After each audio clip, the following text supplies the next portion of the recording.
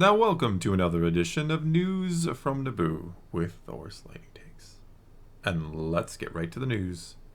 Alright, today we're going to talk about a story that I saw circulating about George Lucas. I mean, it was his birthday yesterday, so let's talk about him. 80th to George. So apparently, Pablo Hidalgo was a guest at this year's edition of Podathon, which is a fundraiser for Make-A-Wish.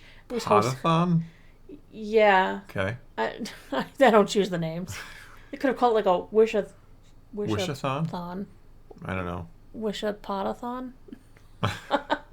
Whatever. But he did drop some interesting little tidbits about Star Wars and stuff along the way. One of the most interesting things he said was when he was talking about Obi-Wan Kenobi. The series, not the man. Not the man, yes. And George Lucas's reaction to it. What he said was, early on, there was a conversation had with George about what his thoughts were and whether or not he bought the whole concept of taking Obi-Wan and Vader again. And he was 100% supportive.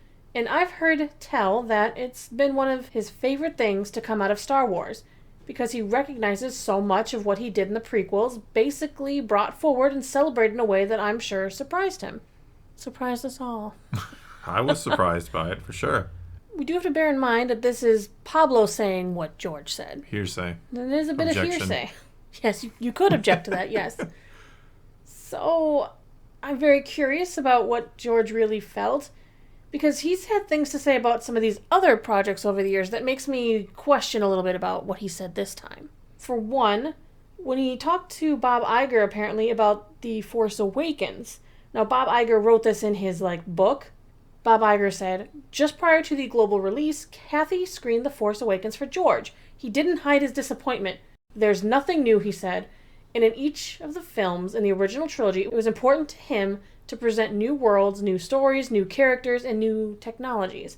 In this one, he said, there weren't enough visual or technical leaps forward.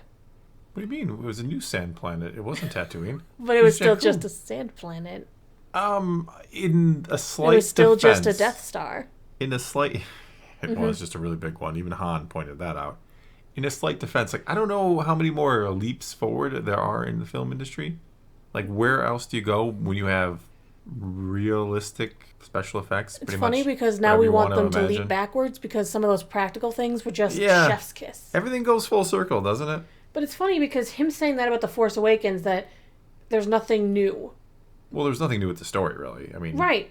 Not going to try to defend that in the least. Compare that to what he apparently said to Pablo Hidalgo about Kenobi. He said that it celebrated and brought forward things. Old things. That he did in the prequels. Now it was cool to do old things. Right. Isn't that a little contradictory? Yeah. To say, I hate The Force Awakens because they didn't do anything new, but I liked Kenobi because it didn't do anything new. Well... It's the prequels brought forward. I mean, I guess. I don't even know that there's that many, callbacks to the prequels other than it's Ewan, right? Yes. That's obviously a huge kind of connection to the films, but I don't know that there was much in there. There's a clone trooper. A clone trooper. There's Bail Organa. I guess. But he's also, I mean, we don't see him, obviously, kind of gets blown up in the OT, but I don't know. And I'm not trying to just, crap on Kenobi because I don't really like it that much, but I don't know that I saw a lot in there that I'm like, oh, that's an homage to the prequels. I don't know. No, maybe I'm just maybe I am kind of. I mean, you did get to see Anakin and Obi-Wan have you're right. A little fight back in the prequel time period. Yeah, and he didn't look prequels though. I mean, Anakin looked like a 40-year-old guy, but that's besides the point. Anakin looked much better in Ahsoka than he. He did. Yes. It's kind of funny. He looked better dead than alive. I don't know. I mean, to me, the surprising part is allegedly, or hearsay here, we have Pablo saying he liked the idea of Vader and Kenobi fighting again. I mean, he liked it. Maybe he just doesn't care. Maybe he's just like, yeah, why not? I don't care. It's cool. Whatever. Just do it. He's like, I'm almost 80. I don't care anymore. Stop asking me. It's great. Yeah. I mean, that's another part to it, though, too. He is... I don't think he's the contract probably forbids him from saying too many disparaging things about Star Wars. He probably got in a little bit of trouble for some of his comments he made 10 years ago or so, right before The Force Awakens and even right after. He, calling Disney white slavers and some other not so kind things, right? And again, I'm sure somewhere in that contract, which is probably quite lengthy, he's not allowed to probably do his own Star Wars anymore. You know, his own, like, he can't just make a new franchise and call it, Wars and the Stars and make it a lot like Star Wars. Probably all kinds of stipulations. So he's probably also not allowed to crap on Star Wars. Right. What Disney does. There's also some things he said about other Disney-era Star Wars projects I found interesting. Oh. According to Rian Johnson, Lucas told him that he thought The Last Jedi was beautifully made. That sounds like something you tell a kid to get around, Yeah. When the kid shows you the piece of art or something they made and it looks like horrible and you're like, you put a lot of hard work into that? You put hard work in there. It is what you tell a kid, right? I mean, he's not entirely wrong. I mean, if you overlook the story, it is actually visually, there's a lot of beautiful moments. Of the 3 sequels, it is probably the most visually appealing. If it's on mute, what is it, cinematic? Yeah, if it's on mute and you don't see Luke and some of the other scenes that are like Leia floating through space, and there's some scenes in there you don't even need the sound for to know that's bad. Beautifully made. But he put a lot of hard work into it. I'll say that, Rian Johnson. You put a lot of hard work into The Last Jedi. All right. Well, apparently George Lucas loved Rogue One. He let Tony Gilroy know during like a 45-minute conversation after he saw the movie. So Tony Gilroy gets 45 minutes. Well, if he really likes something, it's a good job, kid. Good job, beautifully kid. made. Yeah, it's beautiful. Tony Gilroy, let's talk. Yeah, like, wow, that was good. Where were you when I was still owned a Lucasfilm? Ron Howard kind of talked about what Lucas said about Solo. I mean, Ron Howard is a friend. Yeah, they're buddies. Yeah. Of George Lucas. Ron Howard said he did come by and visit the set, which is a pretty rare thing, but he did it as a show of support, which was really cool. He was really complimentary, but he was also really confident when I came in that I would get the feel of it and understand how to maximize the entertainment value of these characters and this world. That sounds pretty good. Yeah. Apparently on the television front, Lucas has seen Mandalorian and Ahsoka. There were several quotes from Dave Filoni about how he saw it.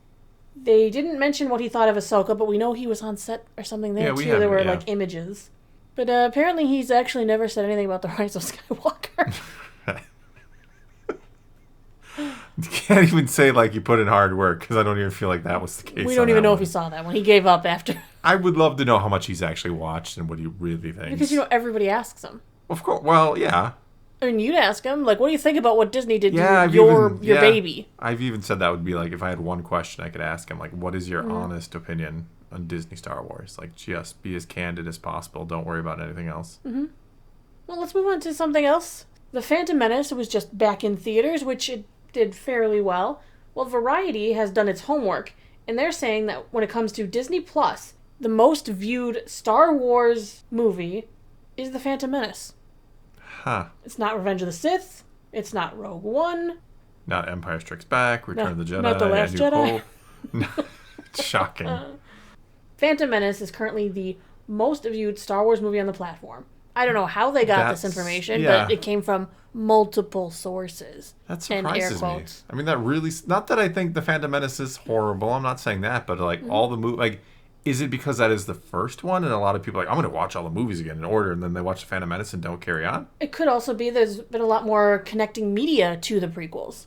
Yeah. The Clone Wars, all the Bad Batch that's been coming out, Ahsoka, these are all things that harken back to the beginning of Star Wars. Yeah, but more Clone Wars, not really necessarily Phantom Menace. Like, right, I don't know. But if people want to learn about the era, they might be starting back at the beginning. Well, that's what I'm saying. You start with the Phantom Menace and you just, I'm going to watch them all again, and then you don't. Well, I don't know. People might also be gearing up for The Acolyte. It's set 100 years before Episode 1. But this is like all time, right? This is for the last like 5 years. So yes, that it doesn't is currently explain. now the winner.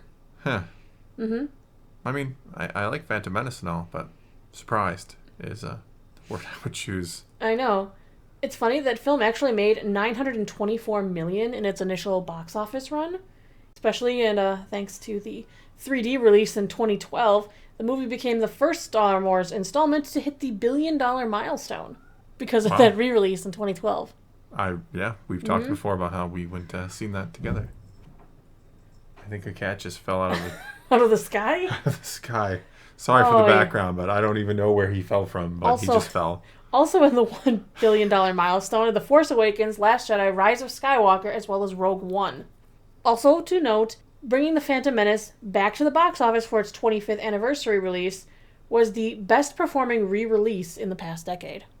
Past decade. Well, what else is re-released other than Return of the Jedi? Other things go back to the theater. Why is the Phantom Menace beating Return of the Jedi too? Hey, remember, Return of the Jedi had a very limited release. Yeah. It wasn't even in our area. No, we had But we do know that Lord of the Rings is actually going to be coming back to the theaters this Christmas time, I believe. I don't remember exactly. It's also coming back to Amazon Prime. Whoa! Sort of, if you consider that Lord of the Rings. It's Lord of the somethings. Yeah. We were not fans of season 1. If you were, cool. We weren't. Oh, we'll definitely talk about season 2. We will. I know you will. Your She-Hulk will come out again. I have a tempest in me. You have not seen what I have seen. My favorite thing to tell people is don't be a rock, look up. Oh, that was so... it was such a bad way to start it. Like, it was like, what? Rocks sink because they look down and ships float because they look up. That wasn't the beginning. At the beginning was just the question of, do you know why rocks sink and boats float? Buoyancy, maybe? I don't know. Hey, you don't tell the elves about buoyancy. They had no idea about buoyancy. They were... None. It's just magic. It's all magic. All of it. Nobody walks alone. Except for the ones we leave behind. No, they're clever with that, though. They put them at the very end of the caravan so they just don't notice that they left them behind. They just, assume that they chose not to come. Like, it's so weird to have this song that you're like, we never leave anybody behind, except for everybody we leave behind. And then later they have, like, a ceremony talking about the ones who were left behind. I know. It's like, but you did that. You knew. Oh, God. Oh. Like Poppy's friend's parents. Yep. Well, they were left behind once. We didn't know because we put them in the back. Then come on, not Gandalf. We both love and hate you. Meteor Man. It's Meteor Man. Or Gandalf a couple thousand years too early. All right, let's wrap this up. We're off topic, incredibly off topic again. We are. Well, that is all we have for you this time then. So now it is your turn to take to the comments below and tell us what you think of any and all of today's news, and let's talk some Star Wars. And so until next time, thanks for watching.